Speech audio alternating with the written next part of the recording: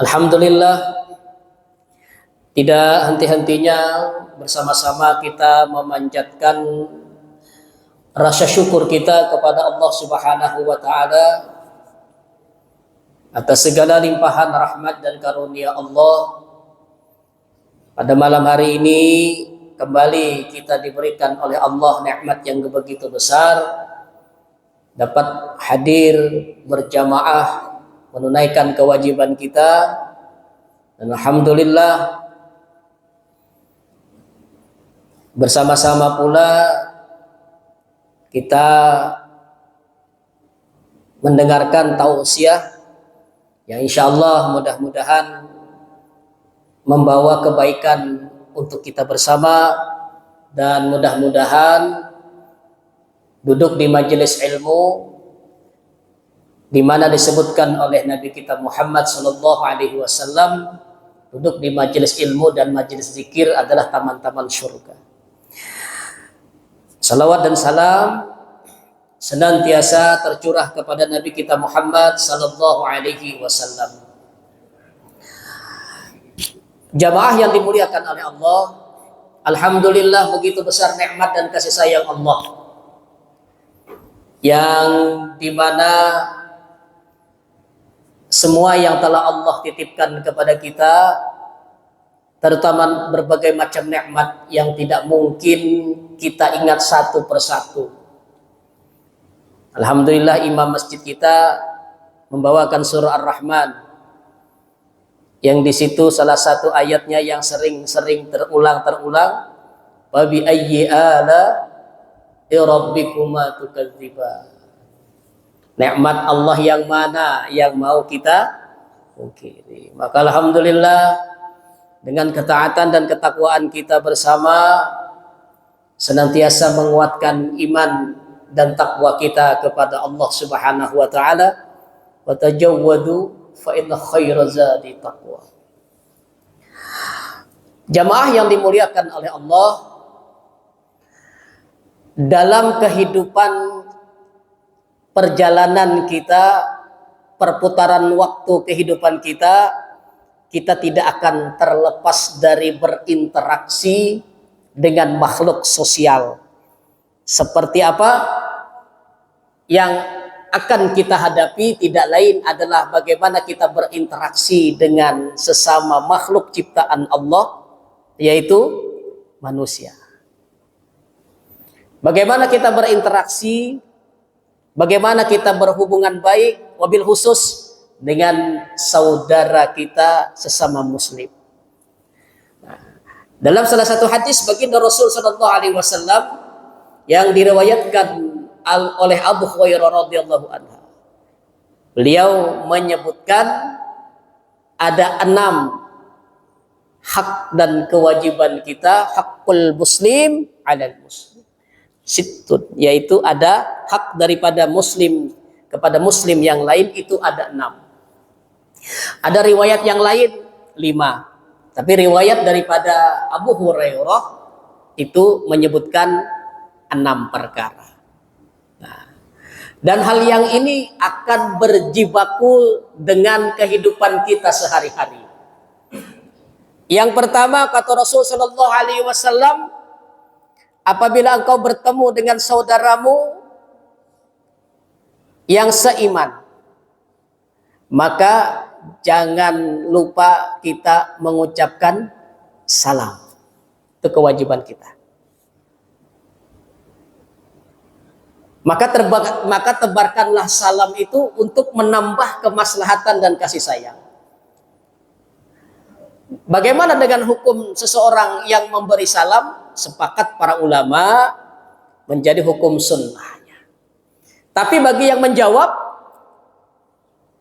apabila mendengar dengan baik, mengetahui dengan baik, apabila saudaranya itu melantunkan ucapan salam, maka wajib menjawabnya.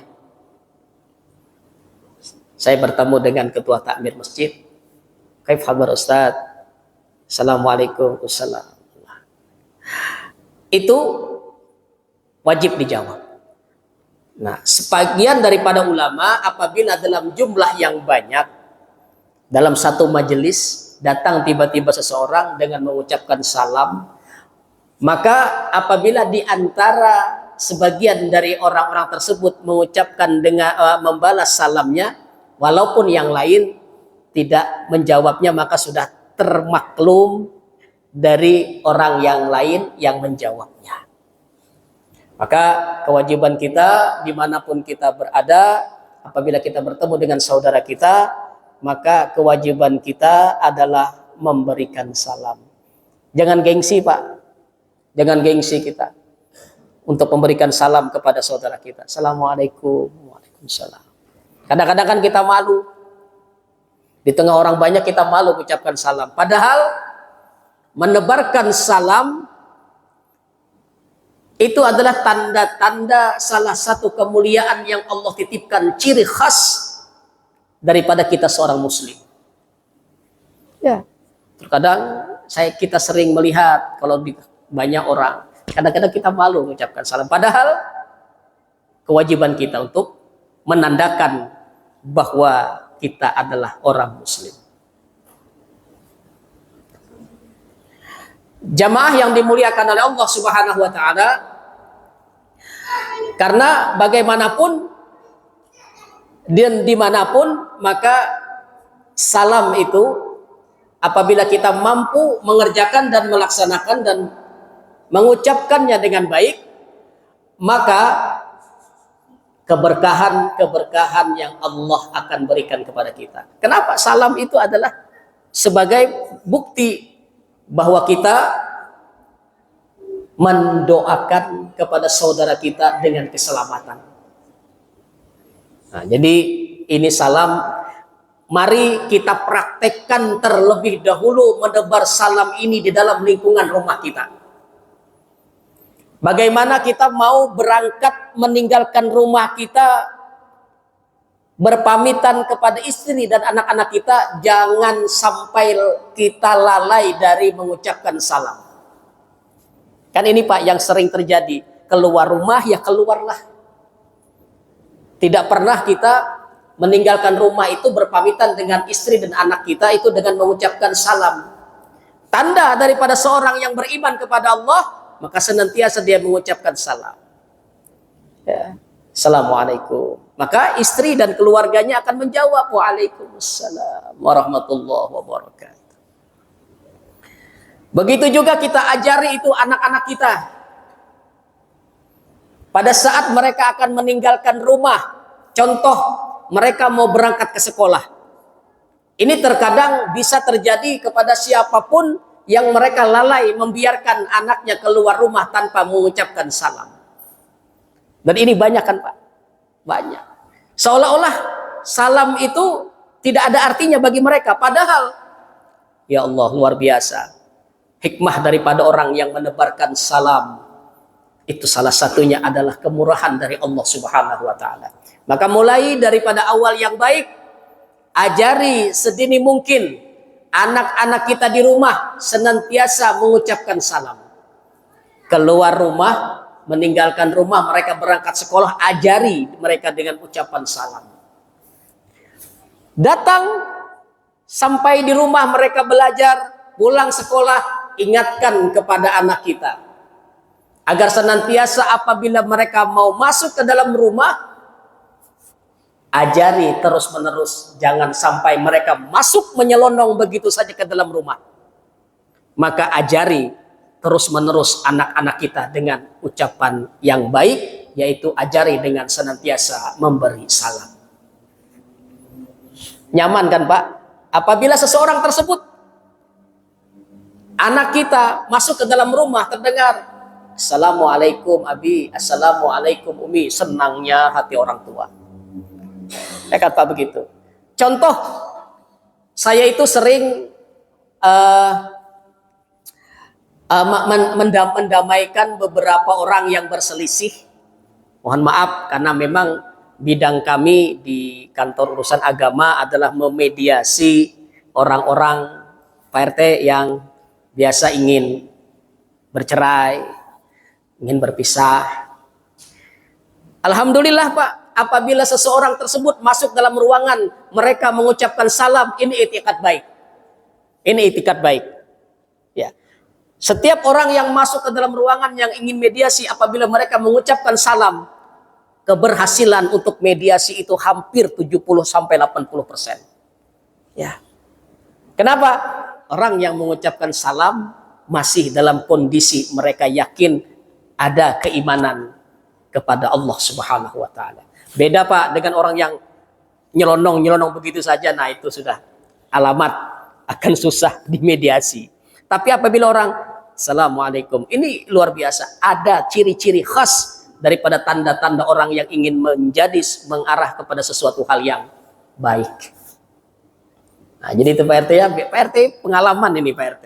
Biasanya kalau orang mau urusan apapun nih Pak RT, apabila tetap mengucapkan salam, itu insya Allah akan ada jalan yang baik. Kenapa? Karena dimulai dengan kalimat yang Rahman dan Rahim tersebut. Kalimat apa? Salam itu kasih sayang. Itu kata Rasul Shallallahu Alaihi Wasallam. Maka ajari anak-anak kita, mari dengan senantiasa mereka menebarkan salam, baik bertemu dengan orang tua, saudara kita, pamannya, bulenya, acilnya, tantenya. Apabila dia sudah terbiasa Pak, terbiasa Bu, anak-anak kita itu menebarkan salam dimanapun dia akan bertemu dengan keluarganya, maka lisannya sudah terbiasa dengan mengucapkan Assalamualaikum. Dan luar biasa kan hikmahnya daripada kita orang tua mengajari anak-anak kita dengan menebarkan salam, insya Allah luar biasa. Anak seperti ini, anak-anak kita ini, kalau mereka terbiasa ketemu dengan siapapun, apalagi orang yang lebih tua daripada dia, karena memang akhlak anak-anak yang muda itu memuliakan orang tua, maka bila mereka mengucapkan salam, maka itulah akhlak yang terpuji, akhlak yang mulia. Bahkan Pak, ya pengalaman kami, seorang pemabuk, mabuk nih, mereka mabuk, saya lewat. Kadang-kadang kan namanya manusia kan ada juga dikhawatir nih, ini anak-anak lagi minum apa dan mabuk pinggir jalan. Tapi pada saat alhamdulillah Pak, saya lewat, saya ucapkan Assalamualaikum, mereka jawab Waalaikumsalam Pak Ustadz, selamat. Alhamdulillah, tidak ada yang mengganggu. Ternyata menebarkan salam itu luar biasa, pengaruh dan manfaatnya itu luar biasa. Padahal hati kita kadang-kadang rasa takut-takut juga Pak RT. Karena melihat anak-anak yang sudah teler dan segala macam itu kan kadang-kadang ada prasangka negatif yang sudah timbul dalam pikiran kita. Tapi yakin saya lewat, Assalamualaikum, Waalaikumsalam Ustaz, alhamdulillah selamat kita. Karena kenapa? Kalau orang mabuk kan banyak yang menyebabkan mudaratnya. Nah, itu. Maka kita tebarkan salam, terus menerus ajarkan anak-anak kita hal-hal yang bermanfaat di dalam rumah tangga kita, di dalam masyarakat kita. Siapapun yang menebar salam, ciri-ciri dan tanda-tanda orang menebar kebaikan dan menebar kasih sayang. Yang kedua, jamaah yang dimuliakan oleh Allah Subhanahu wa taala, disebutkan oleh Nabi Shallallahu alaihi wasallam, apabila saudaramu mempunyai hajat, undangan, maka datangilah. Itu hak kita. Contoh dalam acara walimah, selamatan pengantenan, walimatul urus, itu wajib Pak kita mendatangi selama kita tidak uzur. Ya, selama kita tidak uzur, kita wajib mendatanginya, memberikan doa restu. Itu sunnah Nabi Shallallahu Alaihi Wasallam. Kata beliau, datangi itu. Nah, bagaimana kita cara mendatangi dengan sesuai sunnah Nabi Shallallahu Alaihi Wasallam? Kita mendatangi acara itu dengan bersyukur kepada Allah, dengan memberikan doa sebagai selamat daripada acara walimatul urus tersebut. Nah, yang bisa menjadi mudaratnya adalah, ini mohon maaf ibu-ibu, kalau bapak-bapak hampir tidak ada, ini mohon maaf ibu-ibu, biasanya, tapi di sini tidak ada. Pada saat pergi mantenan, itu kan Pak biasanya terhidang makanan orang kan di meja, ya kan? Di meja ada kue ringan, ya ada macam-macam kayak dodol atau apalah ya. Biasanya kan ada di meja itu. di meja. Ya, di meja itu. Hak kita adalah yang telah diberikan oleh jamuan oleh yang mempunyai hajat atau kawan kita yang melaksanakan walimatul urus. Kita datang, kita disuguhi makanan, kita makan, kita duduk di meja, kita minum, dan apa yang ada di meja itu, itulah yang mungkin yang kita makan, itulah yang menjadi hak kita. Yang salah adalah yang dilarang bahkan menjadi hukum haram adalah apabila kita membawa pulang, mohon maaf, membungkus. Kalau bapak-bapak tidak ada yang bungkus, maaf ya Pak. Iya, ada itu banyak kejadian kue dibungkus, bawakan anak di rumah, bungkus. Kalau kita tidak meminta halal dan ridhonya dan berizin kepada yang punya hajat, yang kita bawa ini haram Pak. Kenapa? Karena kita diundang untuk makan di tempat yang telah disediakan. Tidak ada disuruh bawa pulang kan? Dimakan di situ Pak. Iya, dimakan di situ. Karena itulah yang dihidangkan. Yang ingin kita bawa pulang, nah ini yang bermasalah. Kalau kita, sekali lagi saya ulangi, kalau kita tidak meminta halal dan meminta ridhonya kepada yang punya hajat, maka makanan sekecil apapun yang kita bawa ini menjadi hukum haram. Sama enggak dengan mengambil punya orang? Sama. Nah, ini mohon maaf, biasanya ini kejadian pada ibu-ibu. Ingat anak, ingat cucu, bawa ini Pak RT. Padahal itu Bu tidak boleh, haram hukumnya. Kecuali kalau memang ibu minta izin dengan yang punya hajat, Pak, Mas, atau Bu, karena teman, saya boleh minta ya. Saya ingat anak saya di rumah, boleh enggak minta? Boleh enggak minta satu? Kalau minta satu jangan ngambil dua. Iya, iya. Misalnya nih biasanya ada pisang di meja kan. Ingat cucu, ingat anak di rumah, bungkuslah. Seandainya kalau kita minta izin, Pak, saya minta dua ya. Enggak Ibu, silakan bawa saja. Wah itu halal. Halal kita. Karena sudah minta. Yang tidak halal itu karena kita tidak minta izin. Mohon maaf, ini memang banyak yang kita lihat. Seolah-olah tidak merasa apa-apa Pak. Tidak merasa berdosa membawa hak orang lain. Padahal sekecil apapun walau kacang satu biji saja yang kita bawa tanpa meminta izin kepada yang punya hajat, ini yang kita bawa ini menjadi hukum haram. Kan sama hukumnya dengan mengambil punya orang yang diizinkan memakan di situ. Nah, ini yang sering ada, tapi di sini tidak ada, alhamdulillah. Ya, kadang itu minta pisang, minta bilangnya satu, bawa tiga. Nah, ini yang masalah. Dan ini juga kepada kita imam kepala rumah tangga, suami-suami, kita harus mengingatkan itu kepada istri kita, kepada anak kita yang mungkin pada saat kita tidak bisa ikut pergi walimatul urus, kita ingatkan itu. Jangan sampai membawa hak orang lain ke rumah kita tanpa meminta izin atau tanpa diberi izin oleh yang mempunyai hajat tersebut. Itu jangan sampai Pak.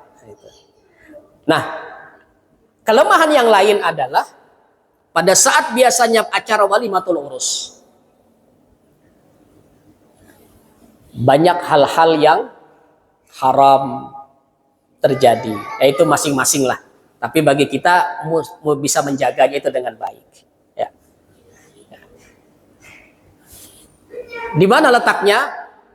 Berbagai macam kondisi, dan padahal walimatul urus itu sunnahnya adalah bagaimana kita mampu memberikan makan kepada para fakir miskin. Kata Rasul Shallallahu Alaihi Wasallam, walimatul urus yang baik itu, syukuran daripada acara walimatul urus yang sangat baik itu adalah bagaimana kita bisa memberi makan kepada orang fakir miskin dan para anak yatim. Itu seandainya kita bikin acara, panggil beberapa orang anak yatim atau orang yang tidak mampu, suruh makan mereka. Itu sunnah yang sangat baik yang diajarkan oleh Nabi kita Muhammad Sallallahu Alaihi Wasallam. Nah, yang selanjutnya kelemahannya adalah pada saat pergi pengantenan, kebanyakan dari kita berpakaian yang habis-habisan. Emas kalau bisa dipasang semua, Pak.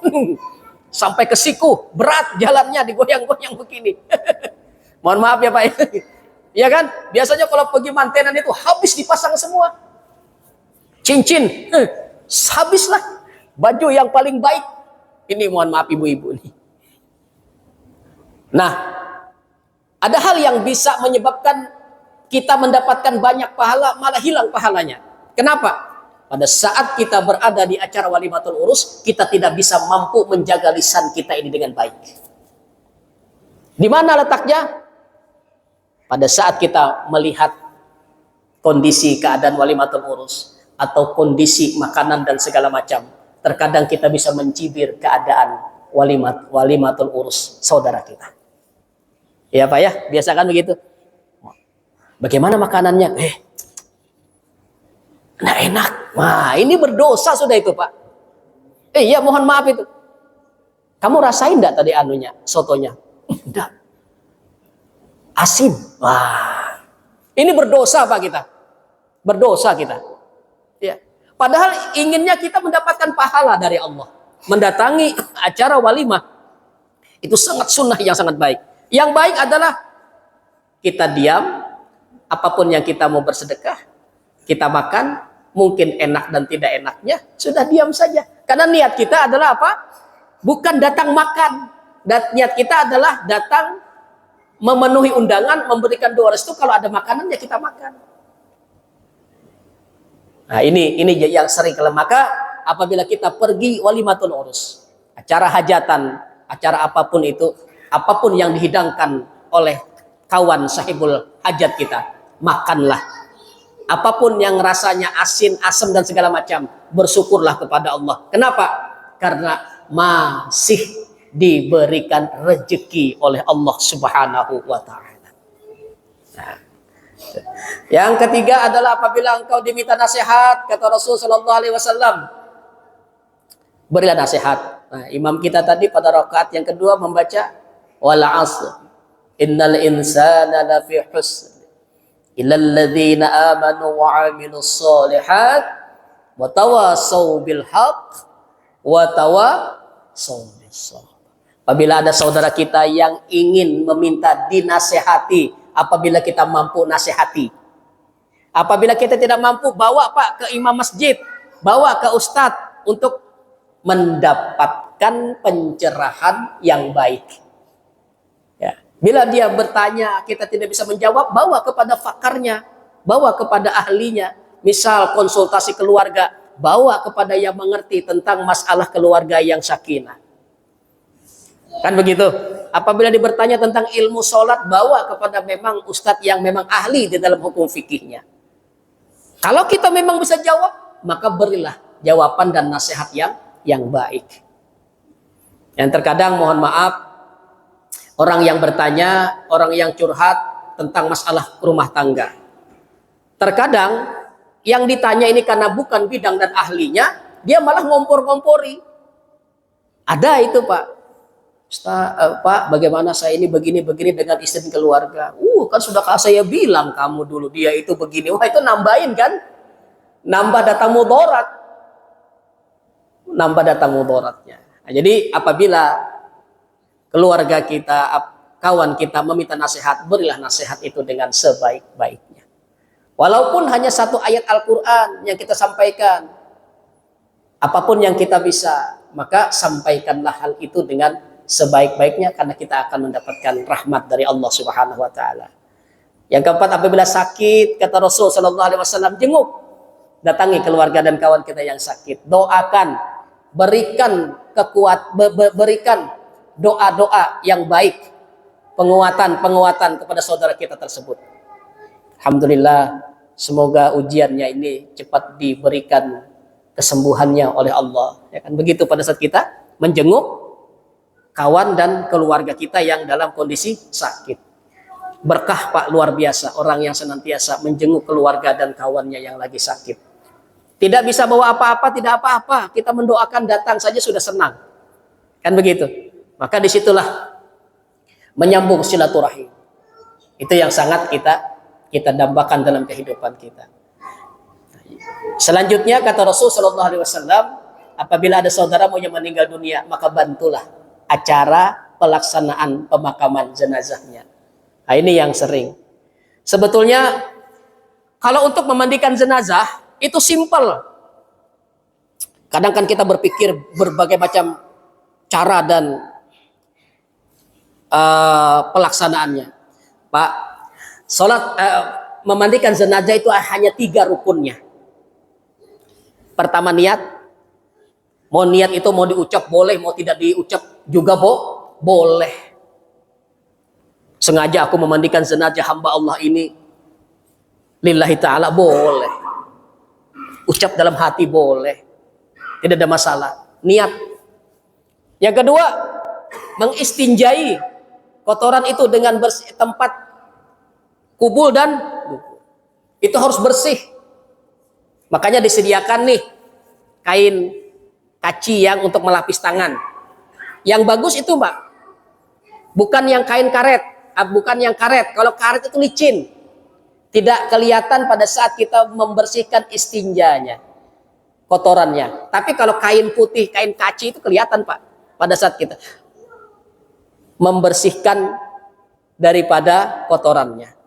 Yang ketiga, air rata dari ujung rambut sampai ujung kaki, selesai, Pak. Itu kewajibannya. Selesai.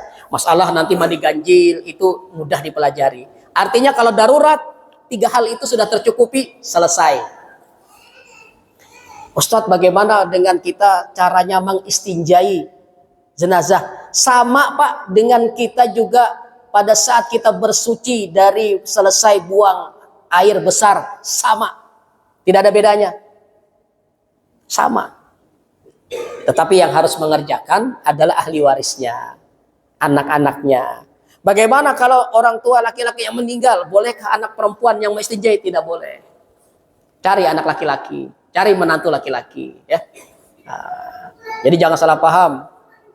Namanya orang tua boleh, tidak boleh. Orang tua yang laki-laki yang meninggal, anak laki-laki lah yang mengurusi jenazahnya. Ibunya yang meninggal, anak perempuannya lah yang mengurusi, tidak ada menantunya. Kenapa? Ada hal yang tidak boleh, hak masing-masing yang ada yang harus kita hormati. Begitu. Ada itu, pernah saya ingatkan anak laki-laki memandikan ibunya. Saya ingatkan sebelum selesai, ingatkan. Kenapa? Ada hak daripada ibunya yang pada saat masa kecil saja bayi boleh menyentuhnya, anaknya laki-laki. Tapi kalau sudah dia dewasa, tidak boleh.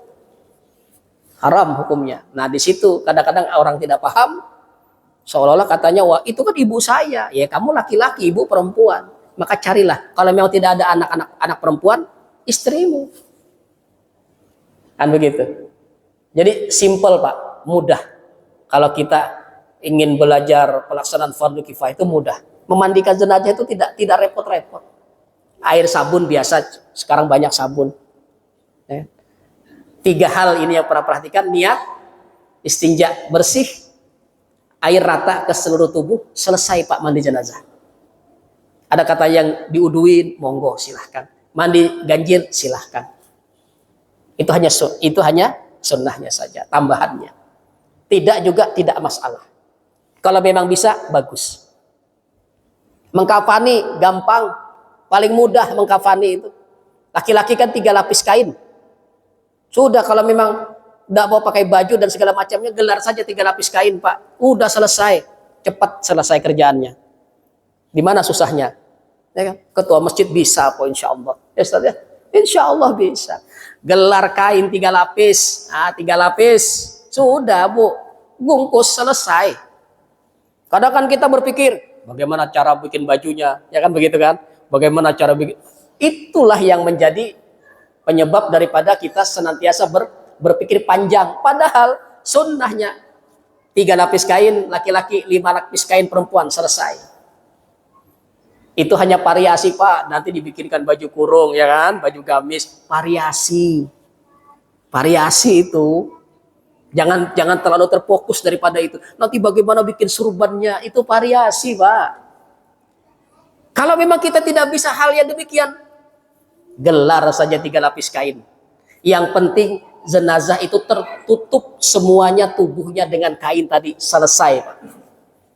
Makanya saya itu biasanya kalau praktek-praktek fardu kifayah singkat-singkat saja. Tidak mau saya yang muluk-muluk, yang menggunting beginilah, yang menggunting begini. Agak ribet. Bagi orang yang pemula susah, mikir, ya kan, mikir bagaimananya. Tidak usah. Ada yang meninggal misalnya keluarga kita, tidak ada yang bisa motong-motong, susah. Gelar kainlah 3 lapis. Maka sebaik-baiknya itu adalah semurah-murahnya kain kaci. 3 lapis selesai, Pak. Seandainya tidak cukup 3 lapis, tidak ada kainnya, seadanya boleh. Yang penting tertutup tubuh daripada jenazah dan tertutup auratnya. Selesai. Nah, jadi kewajiban kita adalah apabila ada keluarga kita, tetangga dan kawan kita yang meninggal dunia, datangilah, kata Rasulullah, terlebih dahulu. Dan kabarkan. Nah, kabarkan, disuruh itu, Pak. Makanya biasanya kan di sini diumumkan ya, Ustaz ya. Diumumkan, ada misalnya warga yang meninggal diumumkan, ya sama. Itulah manfaatnya diumumkan, terus umumkan. Apabila ada kawan dan keluarga kita yang meninggal dunia, sahabat kita, umumkan bahwa ada saudara kita yang telah berpulang ke rahmatullah.